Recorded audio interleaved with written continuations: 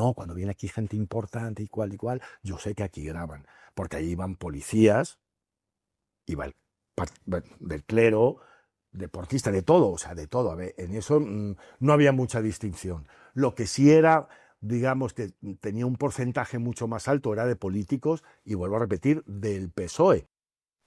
Pues al que están escuchando es una persona que conocía los negocios de la familia Begoña Gómez, Paco Narváez.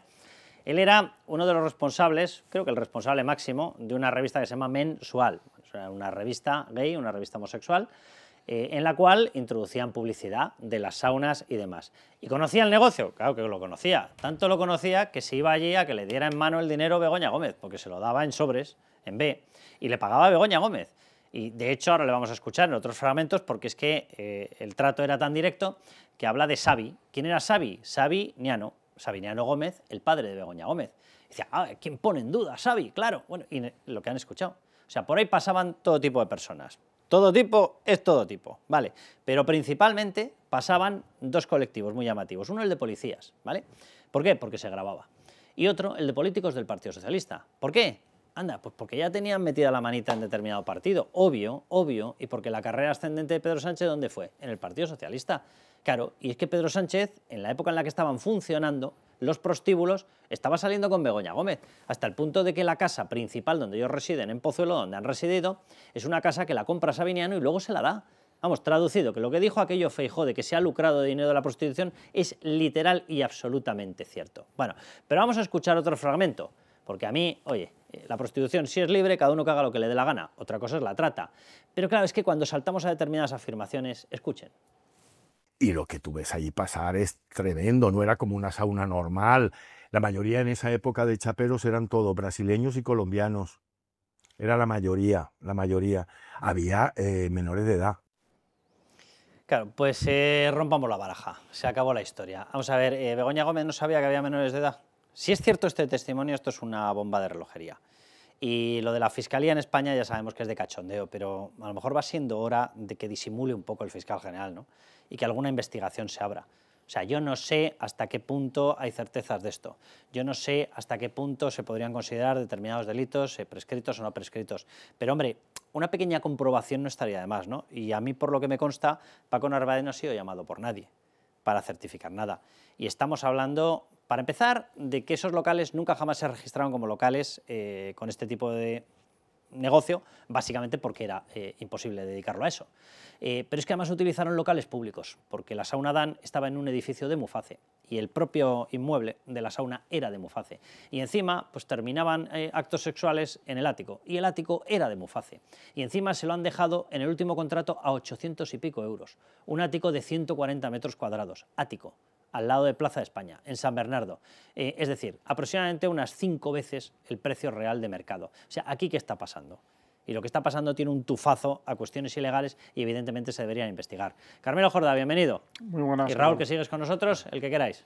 Pues mira, sabemos que estaba en un edificio público, sabemos que en las zonas y sabemos que en las saunas se grababa. O sea, sabemos que obtenía favores del Estado y que se grababa ilegalmente.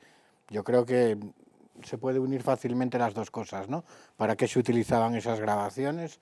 O sea, aparecen más delitos, ya no solo si había menores o no, podemos hablar de chantaje, de extorsión, y porque ¿a qué se debe que un señor como Sabiniano, dueño o proxeneta y dueño de varias saunas y prostíbulos, tuviese esa cercanía a los gobiernos de turno para obtener todo tipo de ventajas como el edificio de Muface que tú comentabas, para tener esos contactos en el Partido Socialista, que le permitía conocer, por ejemplo, a Miguel Sebastián para que le gestionase,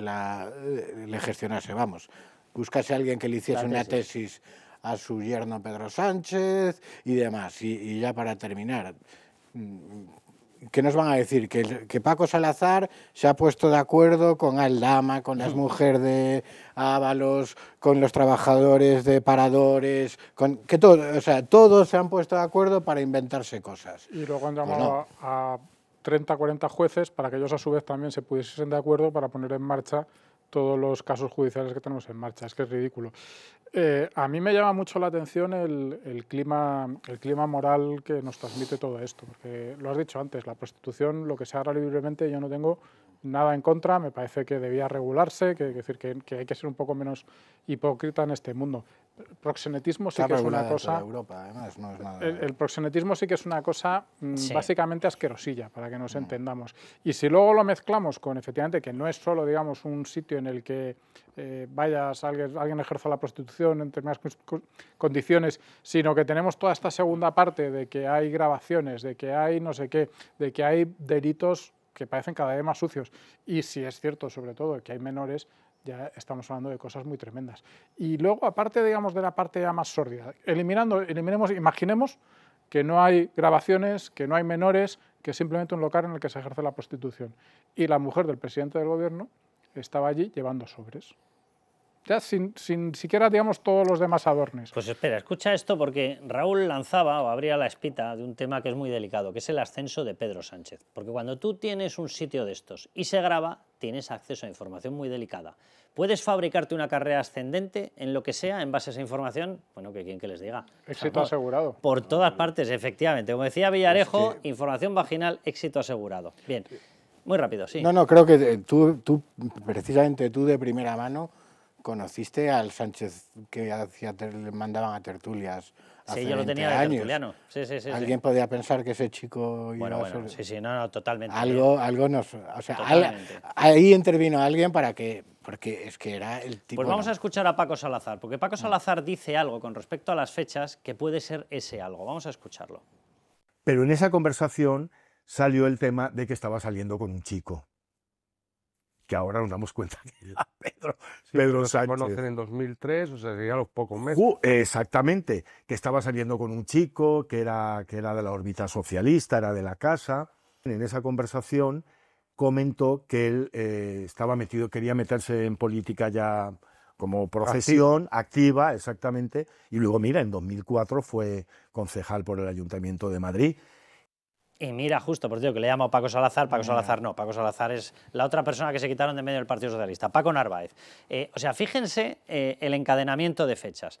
Pedro Sánchez empieza a salir con Begoña Gómez. ¿Quién es Begoña Gómez? La hija de Sabiñano. ¿Quién es Sabiñano? El de los prostíbulos. ¿Tiene información de políticos? Pasaban por todas partes, lo acaba de contar Paco Narváez. Bien, oye, y hacen el comentario y lanzan, oye, que es que Pedro Sánchez quiere meterse en política. Oye, y justo un año después entra en política. Oye, a lo mejor resulta que tiene algo que ver con el hecho de que tuviera información de políticos por todas partes. Pero entra de concejal en el Ayuntamiento de Madrid, con todos los respetos, no en Tomelloso o en... No, en el Ayuntamiento de Madrid. A partir de ahí, Carmelo, o sea, fue un auténtico cohete. Pero Eso sí que fue un cohete. Que el Ayuntamiento de Madrid, que ser concejal del Ayuntamiento de Madrid es un señor puesto ya. Es decir, ya es un puesto con un sueldo, con una presentación. Claro, hay puñaladas, es peleas. No cualquiera en un puesto de salida. Y luego que lo que dice Raúl es verdad. O sea, yo tuve trato con Pedro Sánchez, yo lo tuve de tertuliano en el año 7-8. Digamos, a mí cuando me dijeron que entraba en la carrera presidencial, y digo, Pedro Sánchez, aquel Pedro Sánchez, o sea, que era surrealista. Dices, por amor de Dios, o sea que de los políticos no esperas mucho, pero hombre, algo más, un poquito más de formación, un poquito más de oratoria,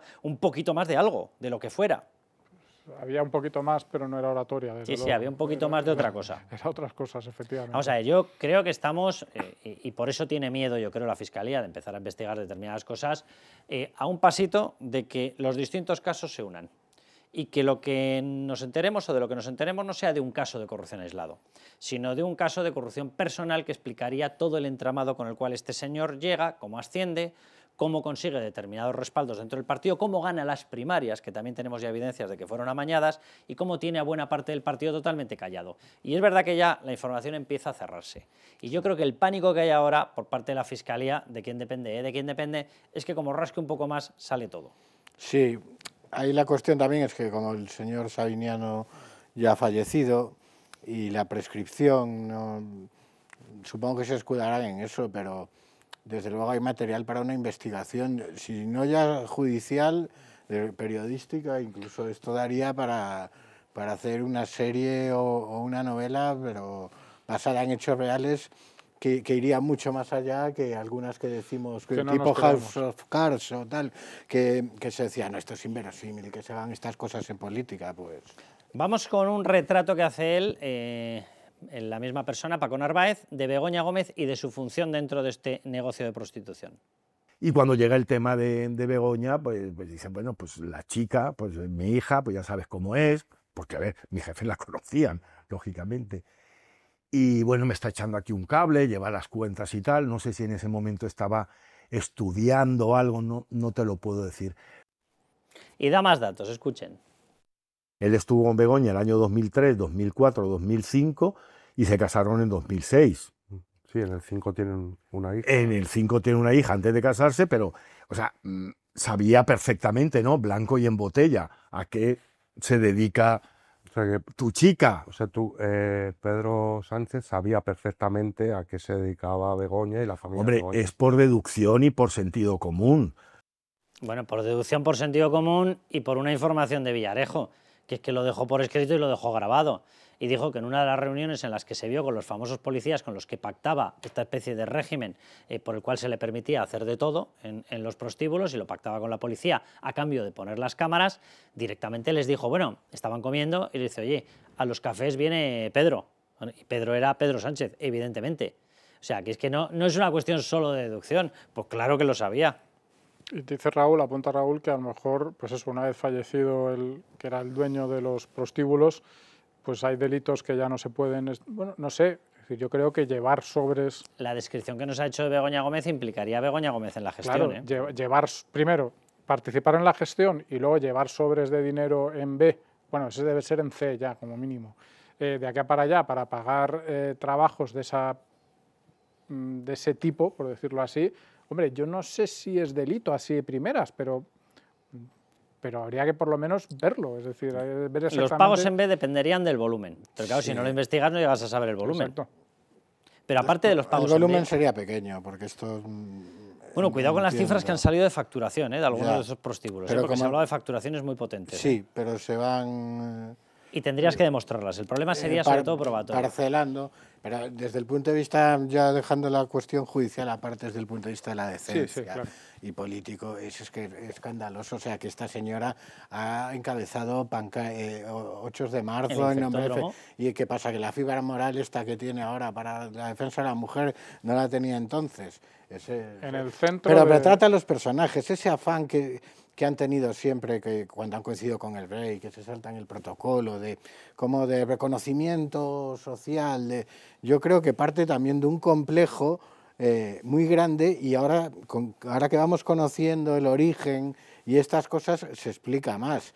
Ha habido testimonios de compañeras de Begoña Gómez en el instituto y tal, que dicen que ella nunca hablaba de a qué se dedicaba su padre, con lo cual ella ya sabía que eso no era algo de lo que presumir, quiero decir, y aún así participaba de ello y utilizaba los contactos y el dinero de su padre para lanzar la carrera de su marido. Entonces, claro, es gente que lo que ya vemos es que no tiene ningún límite moral ni ningún escrúpulo. Lo cual se está confirmando de arriba abajo. Y explica todo lo que ha pasado. Es que es... Quiero que escuchemos una última frase de Narváez y les hago un pequeño resumen de toda la información que ha salido. Y cuidado, porque ha salido, además, adicional, y esto, cuidado que es muy delicado, unas frases de los negocios actuales de Begoña Gómez. Begoña Gómez ha disparado toda su órbita empresarial, de negocios, etcétera, al albur de Pedro Sánchez y de la presidencia del gobierno. La inmensa mayoría de sus negocios acaban en subvenciones o en actos públicos determinados y decididos por Pedro Sánchez. Bien, pues ya sabemos, y luego se lo vamos a mostrar, que había mensajes directos de agradecimiento cuando determinadas empresas respaldaban los negocios de Begoña Gómez. Con lo cual, es que esto no deja de crecer. Pero vamos primero a cerrar el tema de Narváez.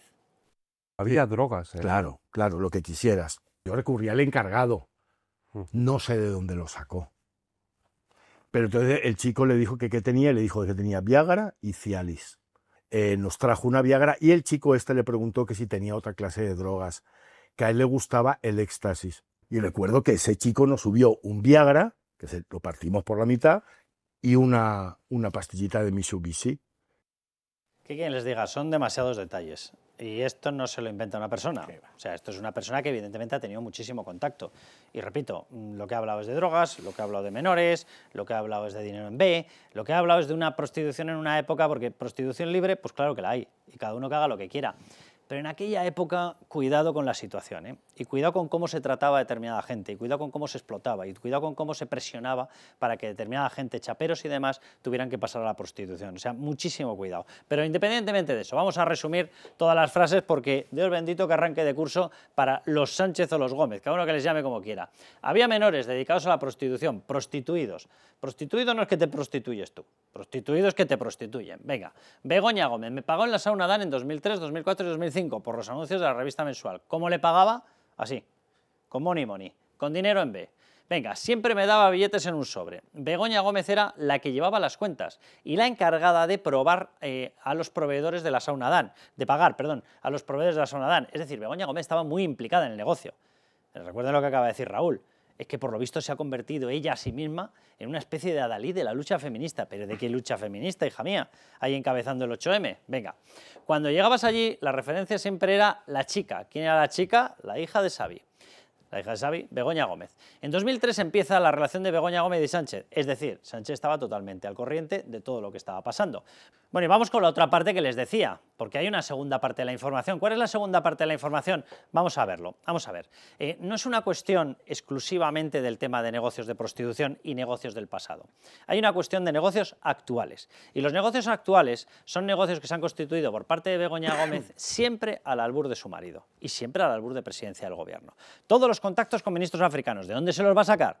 De las relaciones diplomáticas españolas. Todos los contactos a través de la Organización Mundial de Turismo, invitándola directamente a asambleas internacionales. ¿De dónde se lo va a sacar? Pues obviamente de los contactos y de la sede que le regaló Pedro Sánchez. Toma ya. Los contactos con Air Europa, ¿de dónde se los va a sacar? Pues de que había un rescate en ciernes. ¿Quién gobernaba ese rescate? ¿Quién mandaba? ¿Quién lo decidía? Pedro Sánchez. Bueno, pues atención a la información que ha salido en el debate, en la cual han accedido, y además se lo han confirmado dos empresas del IBEX, de las mayores de España, en la que les han dicho que hacían las gestiones Begoña Gómez y la mal llamada asesora porque se había autoasignado un cargo público de presidencia del gobierno, Begoña Gómez, como asesora suya, Cristina Álvarez. Bien, ellas llamaban para pedir el dinero, pero acto seguido, ¿quién llamaba para agradecer a los que ponían el dinero? Pues atención, porque era este señor, con mensajes directos de él, de presidencia del gobierno y firmados por él, por Pedro Sánchez, donde se decía lo siguiente. Este era el agradecimiento. El presidente ha tomado conocimiento de la colaboración que van a realizar y quiere agradecer la sensibilidad que ha demostrado. Hombre, yo no sé qué os parece, pero a mí me suena a listados Gürtel como la copa de un pino. O sea, si yo he tomado conocimiento es que tengo una lista. Y si te voy a agradecer tu sensibilidad, es que lo mismo hay amaño de obras públicas, digo yo. Solo esto es gravísimo, ¿no? La gente que nos ve igual se ríe cuando lo digo, pero esto solo es motivo de dimisión. Totalmente. Digo que se ríen porque conociendo al personaje y con todo lo que llevamos acumulado, ya hablar de motivos de dimisión parece un poco de broma, pero esto le pasa a un primer ministro británico, a un alemán, el que sea, aparece Raúl, a uno del Congo ya. Estamos llegando, digamos, a un grado en el que realmente, es decir, es que está agradeciendo a empresas del IBEX cotizadas, un presidente muy importantes, cuyo negocio depende en buena medida del Boletín Oficial del Estado, les está diciendo: os agradezco mucho que tratéis bien a mi mujer. Y luego, nos vemos en la próxima regulación eléctrica, por poner un ejemplo. No es solo una sospecha, es que ha habido empresas que durante este periodo, y manteniendo negocios con Begoña Gómez, han recibido contratos del Estado. Y contratos de millones de euros. Es que dependen no en buena medida del Estado. No, pero ya no es una cosa hipotética de regulación. Ya. Es que ha habido gente que ha recibido Unamos esta información dineros a las cartas de recomendación de Begoña Gómez para Barrabés. Sí. Y solamente a través de una de sus empresas de Innova consiguió multiplicar por 141 veces el dinero de los concursos públicos. Concursos en los que la valoración subjetiva era digamos, aquello que hacía ganar el concurso. Porque además es que vamos... Dice ni siquiera dice Pedro Sánchez, no, el presidente. Sí. ¿Y, bueno, quién envía y cuál es el permite y todo? Es que... Vamos a coger un poquito de oxígeno con Bancamar y volvemos. Bancamar, nuestra solvencia, su tranquilidad. Patrocina este espacio.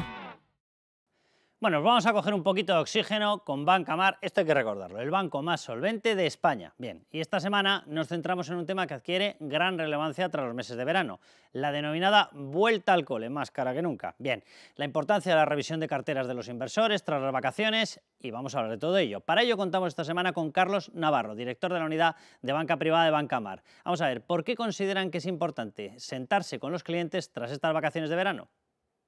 Hola Carlos, pues sí, nos parece fundamental. La vuelta de verano es el momento de revisar un poco todos los propósitos vitales, ¿no?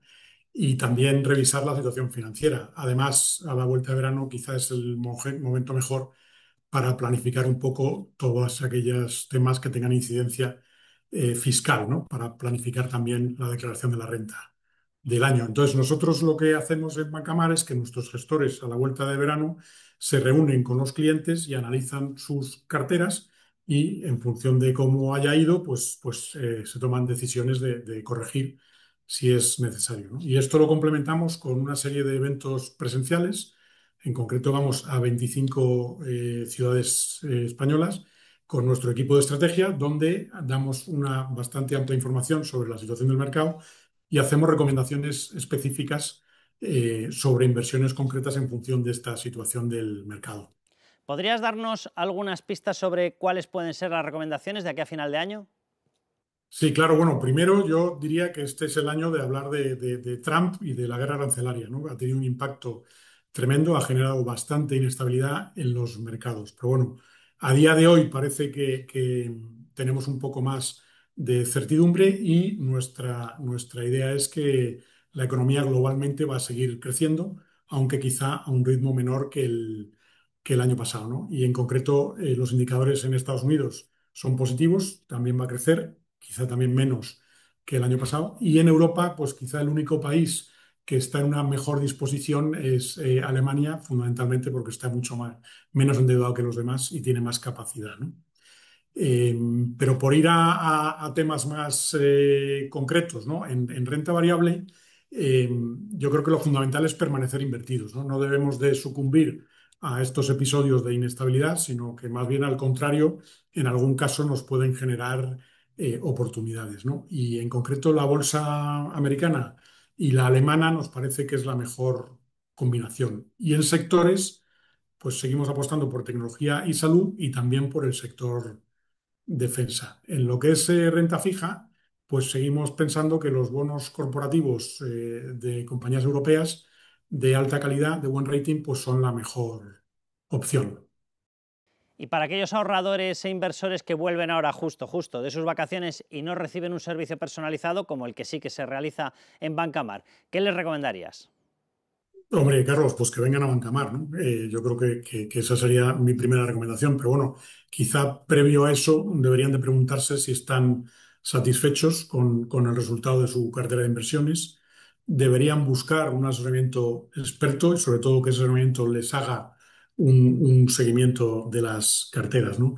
Nosotros, por nuestra parte, nuestra filosofía es desarrollar carteras adaptadas a las circunstancias de cada cliente, con criterios de independencia y de prudencia, también carteras suficientemente diversificadas, con una gestión activa y con una visión de medio y largo plazo, ¿no? Y estas carteras las debemos de adaptar a la situación patrimonial de cada cliente, a sus objetivos vitales, a la tolerancia al riesgo que tenga, a los plazos de esa posible inversión y a las necesidades de liquidez que tenga, ¿no? Estas circunstancias de los clientes obviamente van cambiando con el tiempo y de ahí también la necesidad de hacer estas revisiones periódicas, ¿no? Entonces, Carlos, lo que te diría es que si hay inversores que no están recibiendo un servicio como este, pues en Bancamar nos ponemos a su disposición para darles el mejor asesoramiento experto y de calidad y un riguroso seguimiento.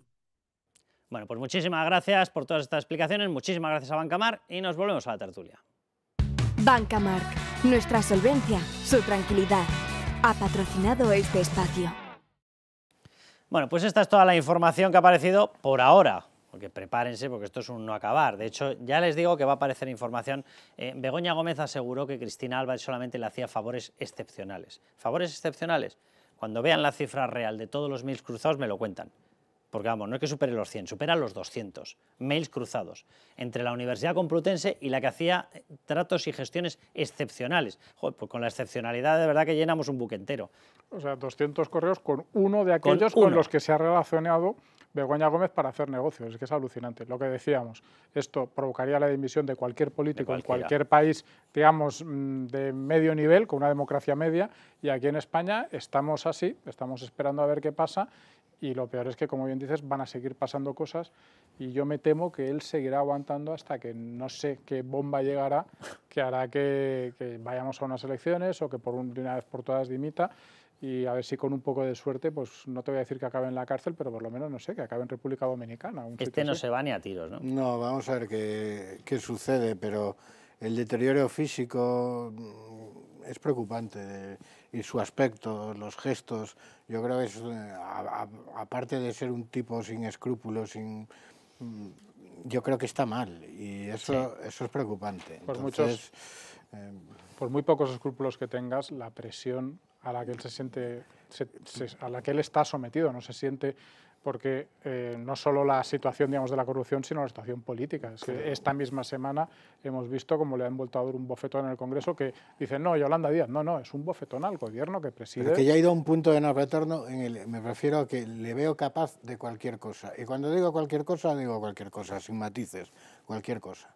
Veremos, pero desde luego este no se va ni de broma. Bueno, vamos al siguiente bloque porque Zapatero, cuidado, aparece ya en una investigación norteamericana, claro, cómo no, sobre relaciones suyas con quién, con Nicolás Maduro. ¿Y por qué lo investigan? Anda, pues porque Nicolás Maduro comanda un narcocártel, un cártel de la droga.